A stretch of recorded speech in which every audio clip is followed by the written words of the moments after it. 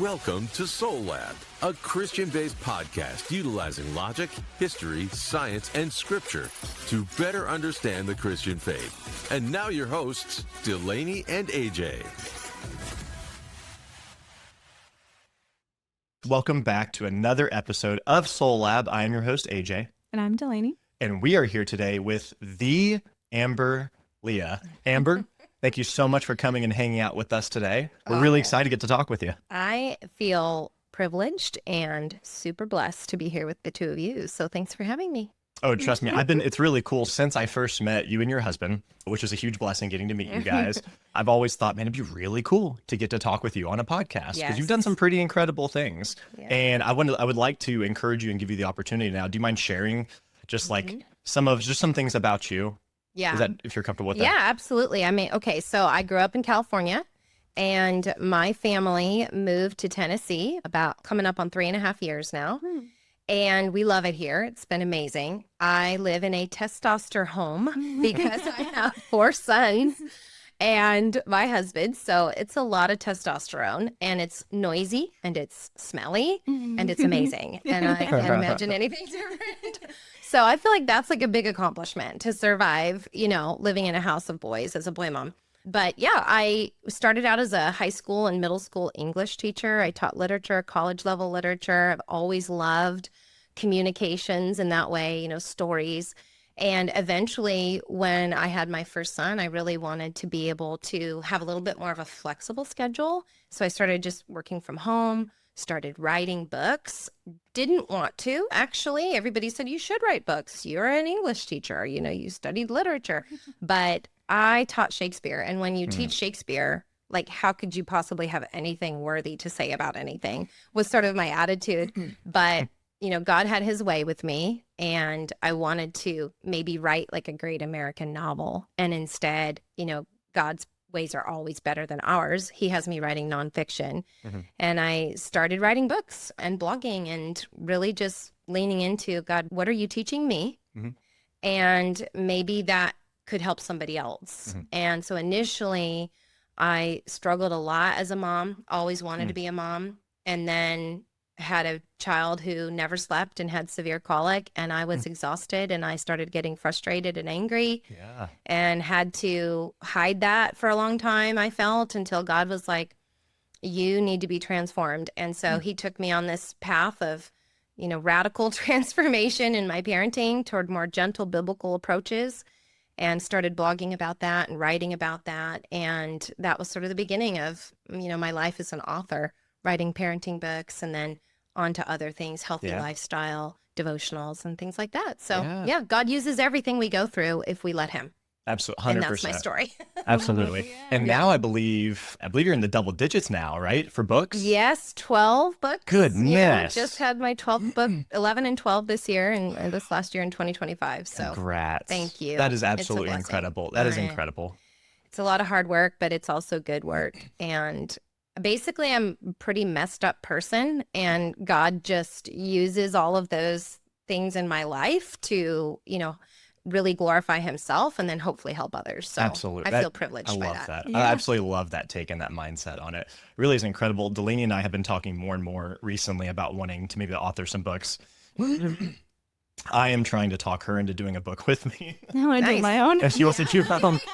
But I have an idea, and I think it would be a really good book for us to do. So we'll see how that goes. Stay tuned for that. Yes, but, absolutely. I'll buy the first copy of both. Oh, we'll be coming to you, I'm sure, asking for tips and tricks on how to efficiently do this. You got it. But we are super excited about it. Now, not only have you, authored a double-digit number of books, I believe you also built up a pretty successful health company. Yes. Yeah. So one of the things that I struggled with, because I deal with a lot of emotional issues, right? A lot of anger, anxiety, grief, it's a lot of the things that most of us struggle with, even as believers. And for a while, I would feel sort of, guilty about that, shamed about that. And then the Lord in his graciousness would say, no, Amber, this is part of being a human, but I love you unconditionally, regardless of, how much you eat or don't eat, regardless of when you're angry or when you're peace-filled. But I love you too much to leave you in those places that are not what's best for you. And so he has very lovingly guided me forward. And because I also struggled with a lot of emotions that God helped me through, part of that journey also meant that I, through my emotional mismanagement, would also turn to food for comfort, for pleasure. And I had been a bodybuilder before I had kids. I know how to be healthy.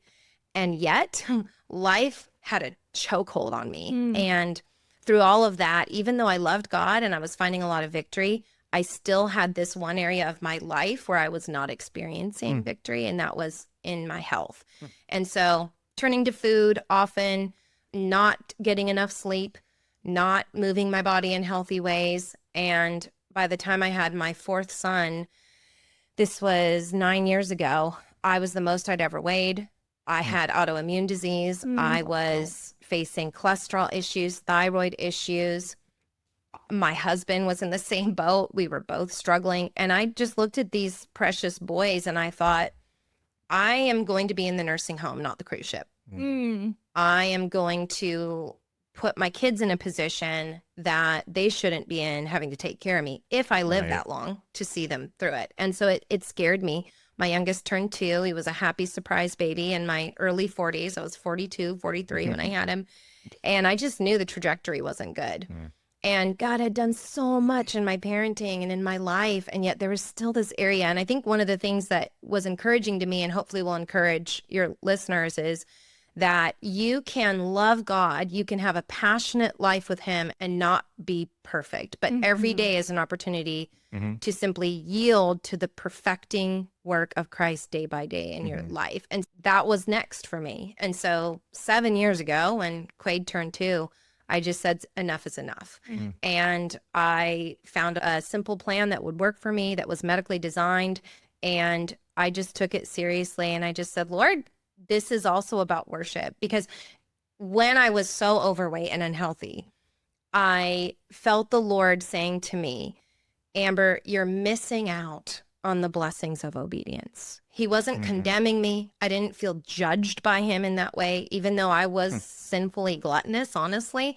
The Lord was so compassionate to me. But he was just like, do you really want to keep missing out on the blessings of obedience and stewarding your health? And I was like, no, I don't want to miss out on that anymore.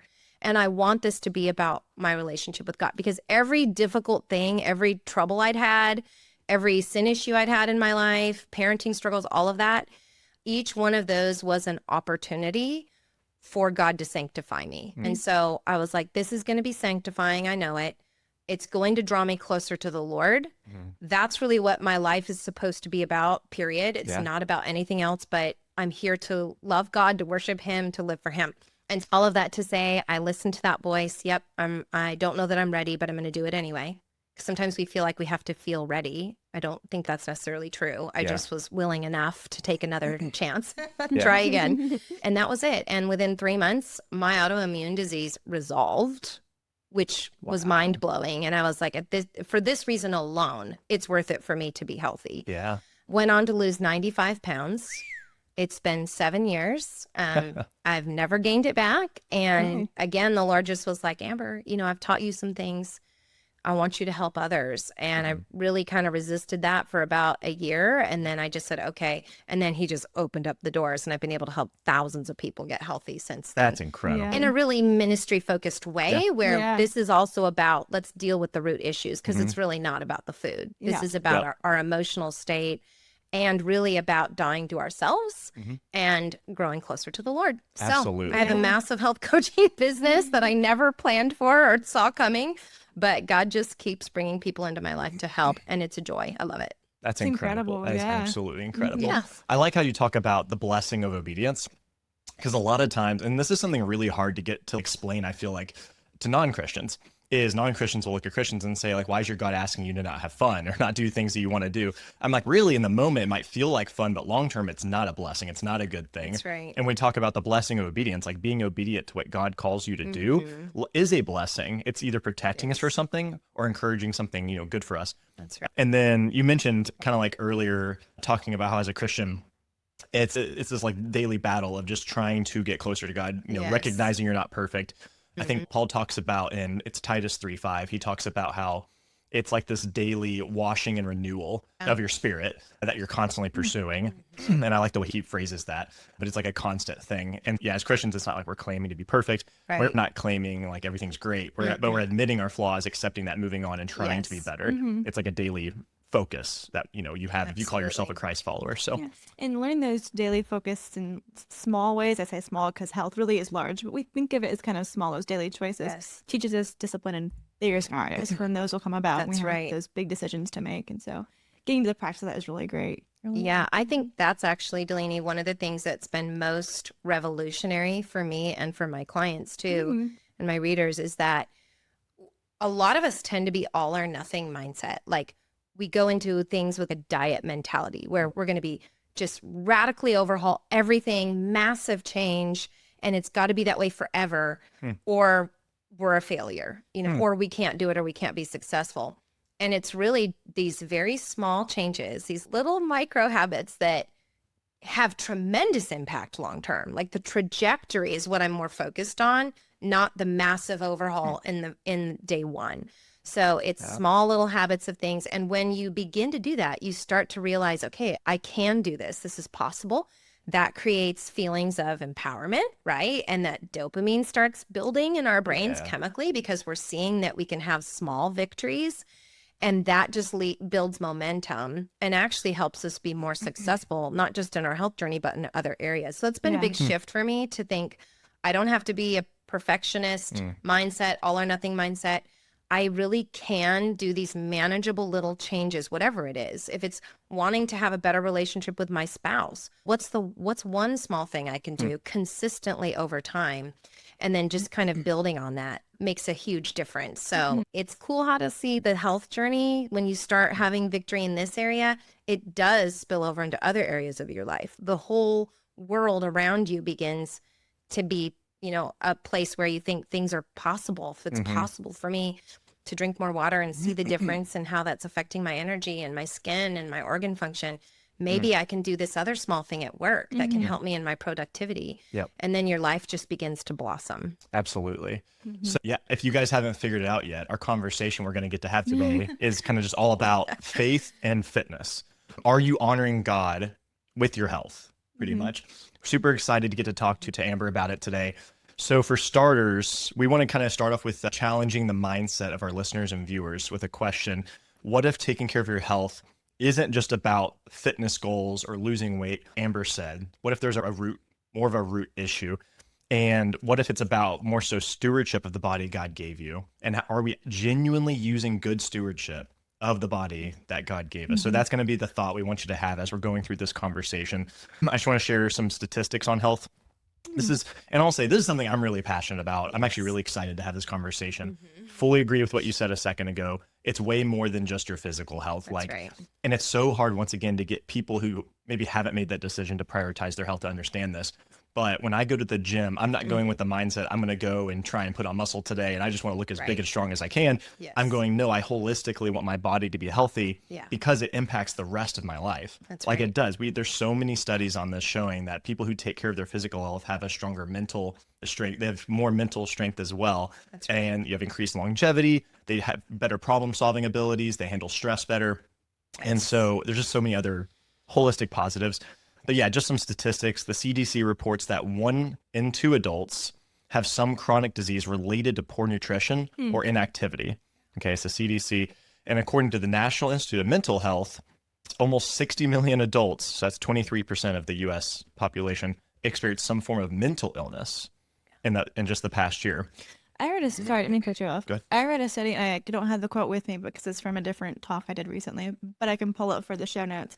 It talked about how 60% of Americans deal with some mental health symptom, maybe not a diagnosis, but something like chronic stress, depression, anxiety, something that can be traced directly back to your physical and mental health overall. Yeah, they're just so linked, mental and physical health. They're directly linked. And I feel like when I see someone who is like mentally doing really well, I usually see them physically, they're taking care of themselves too. They do. They go hand in hand. I know me personally, like if I didn't exercise regularly, I deal with a lot of stress in business life.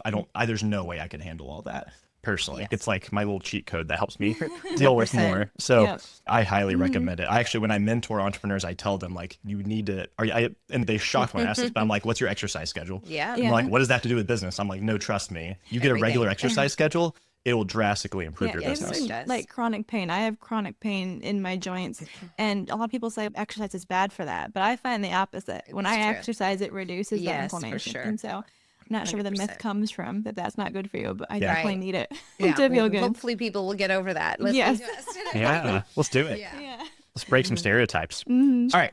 So let's get into the first kind of segment, which is let's get with the biblical view. So in our podcast, we try really hard whenever we have conversations on topics, we want to incorporate first the biblical view. Hey, here's why biblically we believe this is important. And then we try to bring in science and history and logic and all that fun stuff. But biblically, I guess, do either of you ladies want to start off on biblically? What do we know about health and where is it mentioned in scripture? And There's a verse, 1 Corinthians 6:19 and 20 is, or do you not know that your body is a temple of the Holy Spirit within you, whom you have from God? You are not your own, for you were bought with a price, so glorify God with your body. That's the ESV version. But I love that verse because it talks about the body being the temple of the Holy Spirit. And I often say to my clients that your body is your home. And so if you're not comfortable there, then you can't really live life to the fullest. And it kind of goes too with the Holy Spirit. If there's not like a comfort you have with welcoming Christ into your physical body, not just your mental body, that can kind of create like a barrier between your opportunity of where you can improve and where you're at. And so what I would like to highlight in this verse is that this is Paul writing to the people of Corinth, and he's using this kind of like analogy of saying your body is a temple of the Holy Spirit. What he's referencing is the old temple, is like the importance of the old temple and how, if you think about in the Old Testament, what did they do with their temples? It was clean, organized, structured. They protected it. It was like this thing that they really took good stewardship of. It was a critical thing to them. And he's saying, do you not know that your body is a temple of the Holy Spirit, which, you know, we now all have. And so he's saying that's the level of importance we should be treating it Care, with. yeah. It's a level of care we should be giving it. Yeah, and the Bible even talks about, do not destroy the temple. Like it's very, and that was convicting to me because I was destroying my temple. And I knew that, God has good plans for me. And he also, good fathers do not let their children run wild. The boundaries have fallen for me in pleasant places, it says, and so I knew that in order for me to take care of this temple and to honor God with that, it's like he deserves my best everything.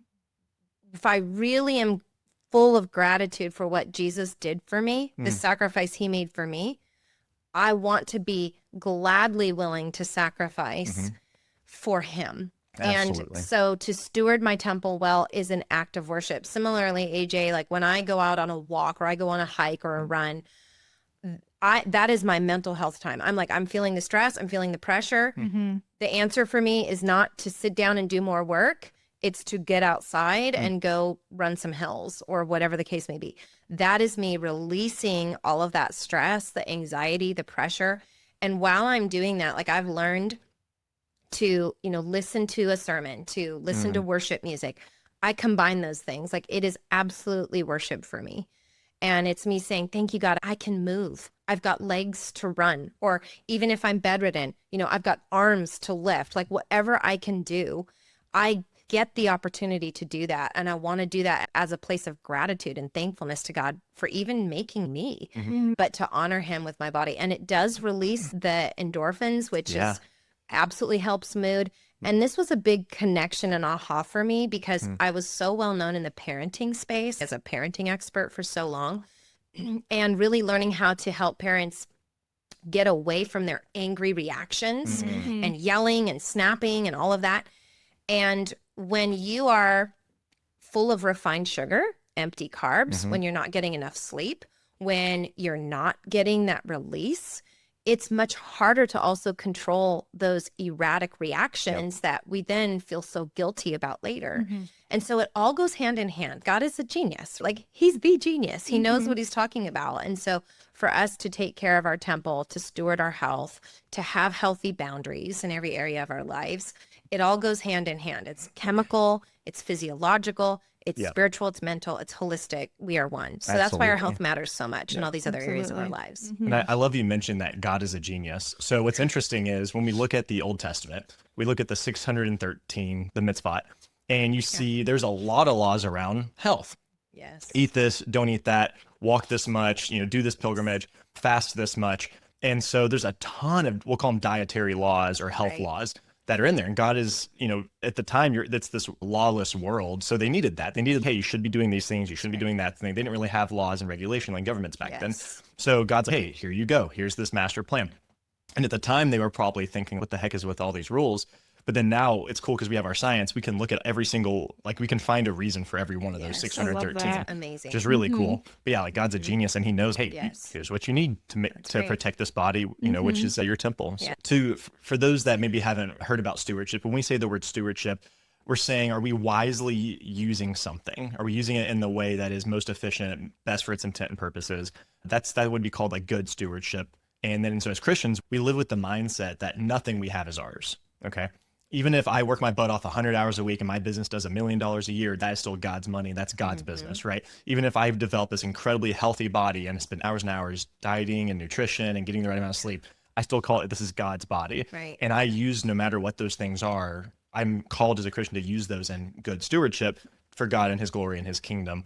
And we are held accountable to as Christians. So it's just, I think some Christians have the view of, I don't need to take care of my health. I know my body's a temple, but it's not that big of a deal. No, I think we will all be held accountable for our stewardship, for every stewardship. Yes. What did you do with your time, your energy, your finances, your body? We're all going to be held accountable for that one day. And we can all use all those things for the glory of God. So I would just encourage you, as we're having these conversations, really take stewardship seriously, because I think we're all going to be held accountable for that one day. And our stewardship impacts others in our lives, right? If we are stewarding our finances, that's going to impact our families. If we're stewarding our bodies, like for me as a mom, I don't want my kids to have to take care of me at a young age because I didn't take care of myself. I want to steward their time, their future, their opportunities. I like that mindset.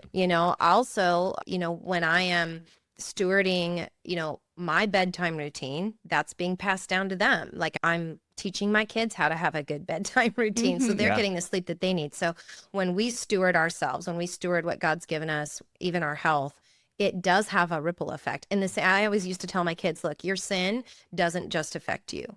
Your sin will affect the people around you. Oftentimes it's something to consider. In the same way, the good things that we do, the health, the way that we steward our bodies, and all these other things that you're talking about, our time, our finances, I like to think about, how is this also blessing somebody else? It's not just blessing me. And that's a wonderful place to live, selfless in that way. Yeah. No, I love that mindset. When we did the episode with my mom, we had this phrase we talked about, which is, when you're using good stewardship, you're being obedient to God.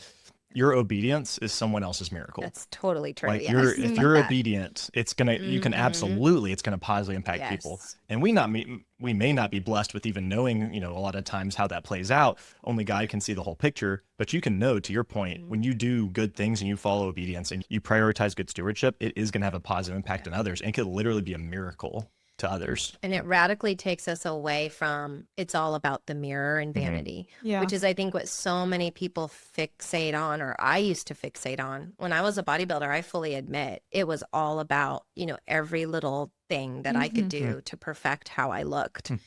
And even though I loved God a lot, I still had an unhealthy fixation on that. And so for me to be on this journey now, where it's much more about honoring God, being the best I can be so that he can use me to the best of his ability as I age. And for me to be able to bless my family, it's very freeing. Like it's so wonderful to not be so focused on the vanity side of it. And instead for it to just be about, no, this is about my longevity. This is about worshiping God. Like to me, that's a big part of it too, that just releases that fixation on myself. I'm never really happiest when I'm focusing on myself. I'm just really not. I'm much happier when I'm focusing on others. And in a weird way, when you think about your health journey with this mindset, it really frees you from that burden of having to think about yourself so much. I think that's what causes us more stress, is that self-focus. Absolutely. So would you say then that you can actually get to a point with your stewardship of your health where it's poor, but not because you're not necessarily healthy, but because you're over focused on your selfish desire? It can almost become 100%. Sinful in that way. Absolutely. You can go to these extremes, and really this is about finding that sweet spot, that balance of where is my heart? Where is my mind? Yeah. That's the root of it. And thankfully, God gives us a lot of instruction and a lot of help, and that he's our strength when we're weak. Like a lot of times we'll feel weak. We don't even know how to, move forward or manage so many things that we feel like are out of control, but God is our strength. And again, just going back to those little things, don't focus so much on the overwhelm, but what's one small thing I can do, like drinking our water. Yeah. Absolutely. That is a game changer too, even just shifting. I think it was my mom who was telling me that she quit drinking. She started drinking only water. She quit drinking anything else that was calorie. And she saw a huge difference in her mental health, her clarity, and also like her physical health too. Absolutely. Felt stronger, was able to go longer through the day.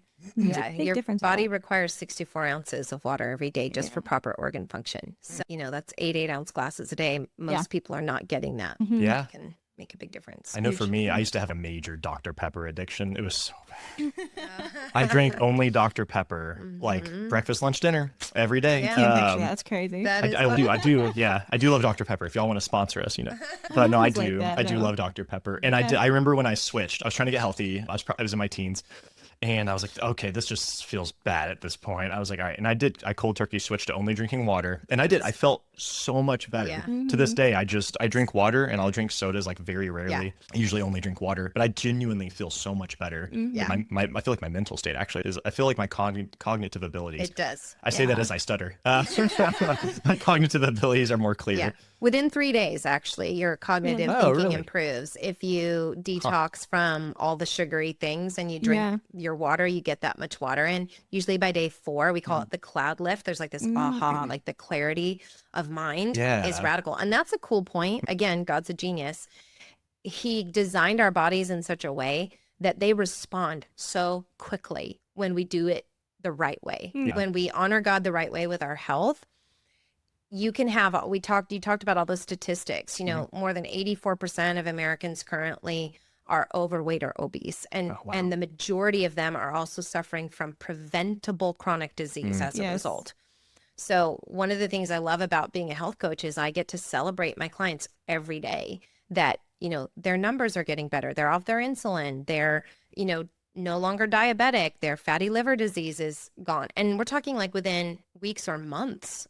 And it's just by doing some of these simple, healthy things. People don't realize how quickly health can be reversed because God made our bodies so beautifully to respond. I love that if I abused my body for 10 years, it's not going to take me 10 years to get it back. It could be radically changed even in 10 days of doing some of the right things. So God is so good that way. He's so generous and grace-filled to even design our bodies to recover so quickly. Yeah.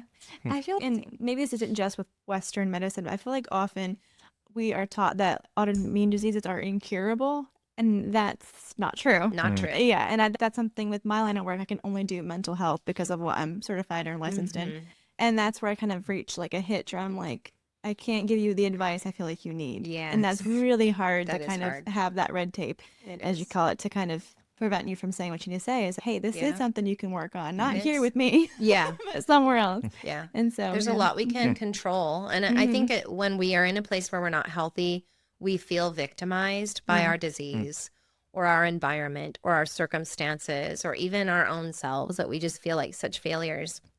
And God is so gracious to say, that's not the end of your story. You don't have to feel victimized. There is a lot that you can control. Yeah. And I think that gives a lot of people hope when they start to discover that. It's pretty amazing. Definitely. Absolutely.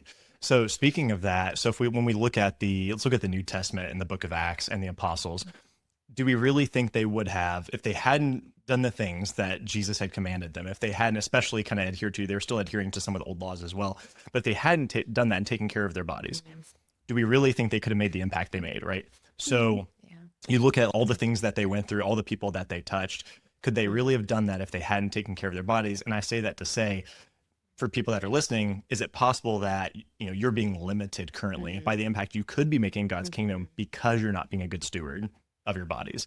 I think that's absolutely true. Yeah. I think that if, as an example, there's many days where I am at the end of my day and I've gone through a lot that day. Mentally, maybe I'm at my end, and physically at my end.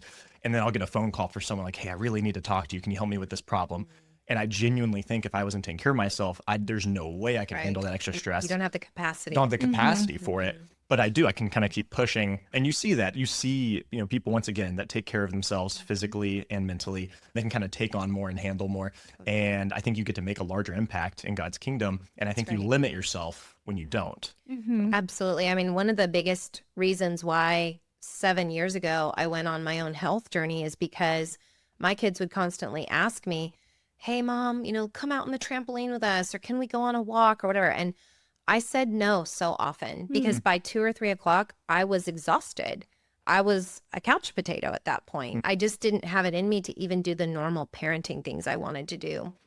And I no longer was willing to sacrifice that. I had wanted to be a mom for so long. I waited a lot longer than I thought I ever would. I was almost 30 by the time I had my first son. And I was like, God gave you these 4 precious gifts, and now you're not stewarding them well by even just being able to do normal everyday things. Right. And now I love it. My kids are like, Mom, we're too tired. Like, they can't keep up with me. And I love that. I'm like, yes. That's a huge compliment when it's a That's bunch great. of boys in the house. That's true. Teen boys. Yeah. Yeah. I mean, Teen boys. we work out together. Like, how cool is that my teen boys want to work out with me? That's really cool. I mean, when we go ice skating, like, I'm still out there after they've pooped out, it's great. I love it. I love that I have that energy. But similarly to your point, I know that God's given me the fruitfulness in my ministry as an author and as a health coach, because my capacity for my energy, my clarity of thinking, my willingness to push through hard things, even the tenacity that he built in me to remember that my life is not my own. I was bought with a price. And in this world, I will have trouble, but I can take heart because Jesus has overcome the world. So by my own spiritual DNA, I'm an overcomer because Jesus is an overcomer. So to grow and learn that, Amber, you can overcome a lot more than you've been giving yourself or God credit for. And so that capacity, my ability to take on more projects, and it's not about running myself ragged. I very much believe in rest, but my capacity for all things has expanded tremendously. And I'll just be vulnerable and honest here. I had a pretty tough upbringing. I've not had an easy life in general. And I told the Lord a long time ago, I'm like, okay, if I have to be here, because I really would rather be with you, Lord, in heaven, but if I have to be here, then I'm going to make the most of this life. And that was not happening when I was 95 pounds overweight, when I wasn't getting enough sleep at night, when I wasn't hydrating well, when I wasn't resting well and creating time for joy in my life. And so for me too, this is just, again, it all goes back to, I love God. He's been my guy from the beginning since I was young. And I want to devote my life to him because I know that he's the one who unconditionally loves me, meets all my needs. And so if I have to be in this world, which for me has been pretty hard, then I'm going to make the most of it for God. And I have to be physically healthy and well in order to do that. Absolutely. Oh, man, I love your mindset. That's incredible. Anything else on the biblical side? Let's Not see. the biblical side. We kind of already talked a little bit about this too, which is the physical health impacts the emotional and spiritual well-being. But talking about the spiritual well-being, I think there's something too, which we did touch on a little bit, but sometimes when we don't have clarity of mind, we can have a disconnect between us and the Spirit of God. And that scares me personally, to think that there's maybe something coming between me and God, and thinking that could be even down to diet and exercise, that the lack of doing that has created mental barriers, whether it be a chemical barrier, like a hormonal dysfunction, whatever it is, that can separate us from the Spirit. Terrifies me. Yeah, it's true. Especially the hormonal imbalances, the things that we do to ourselves, like they do affect the way we think. Yeah. And the mind is so powerful. That's why God says, take your thoughts captive, make them obedient unto Christ. So the thought life is affected by what we're nourishing our bodies with, and vice versa. So it really is this cyclical pattern that we have to be intentional about. This is a lot about intentionality. And I may be intentional to go to church on the weekend, but if I'm not intentional to take what I've learned there and like, how does this apply to my everyday life today or tomorrow, then it's just a routine. It's not really a relationship. And so our relationship with food is also going to need to become very intentional because it will impact also how we think in our mindset. So yeah, it's incredible once you start learning about how the chemicals in your food and what you drink and what you breathe and what you put on your skin affects your health and how that impacts the way you think and your mind. You can go to an extreme, and start obsessing, which we don't want to do. But it's good to have enough knowledge that it helps to transform your life in positive ways. Definitely. And so, speaking of how the link between physical and mental health, you actually, I think, have told me this before, but I saw this study and I thought it was interesting. But it was that there's a direct relationship actually between your gut health specifically and your mood regulation, which I thought was interesting. So 90% of serotonin is produced in the gut. I think you've mentioned that before. I've heard that somewhere before. I didn't know it was 90%, but I had mentioned the relationship. Yeah, which I thought was really interesting. Something too that it is related to that, and this I have not read your new book yet. I'm very curious to read it. I kind of want to maybe this might guide us to that conversation. I'm not sure. I was doing some research recently on the amount of stress we deal with nowadays. Yes. And the study I was reading compared it to our grandparents experienced. What they experienced in a month, we experience in a day, which is a huge difference. Dramatic. Yeah, and that just comes from just like the input information we have. We have constant access to our phones with giving us good news or bad news. We have constant input, and then we have chaotic work lives. Some of us have 2 or 3 jobs. There's just so much going on, so much high stress that our bodies are in fight, flight, or freeze all the time. Yeah, throwing our chemicals off, throwing our gut digestion off, which can affect us long term. And so that kind of goes back to what was the verse that you quoted, the being in charge of every thought?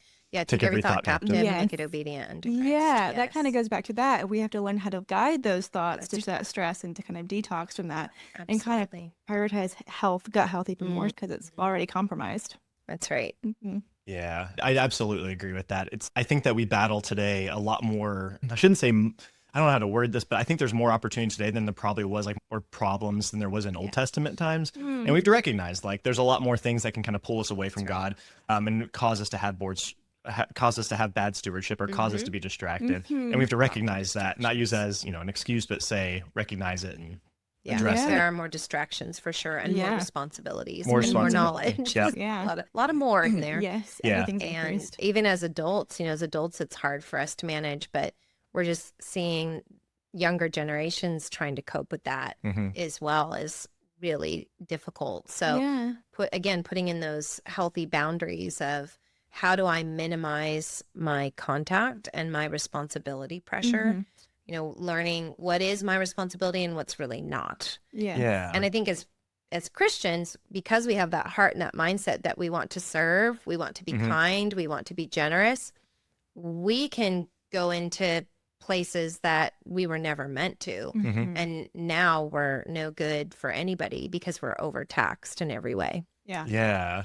All right, guys. So that is going to be the conclusion of part 1 on our episode today with Amber Lia. Stay tuned for in 2 weeks when we release part 2 and get right back into the conversation. I'll see you guys next time. I have been your host, AJ. And I'm Delaney. See you guys. Thank you for listening to another episode of Soul Lab with AJ and Delaney. You can find all materials referenced from today's episodes in the show notes. If you enjoyed today's episode, please like, comment, and subscribe. Check out our website for more episodes and stay tuned for the next release. Thanks again, and we'll see you next time.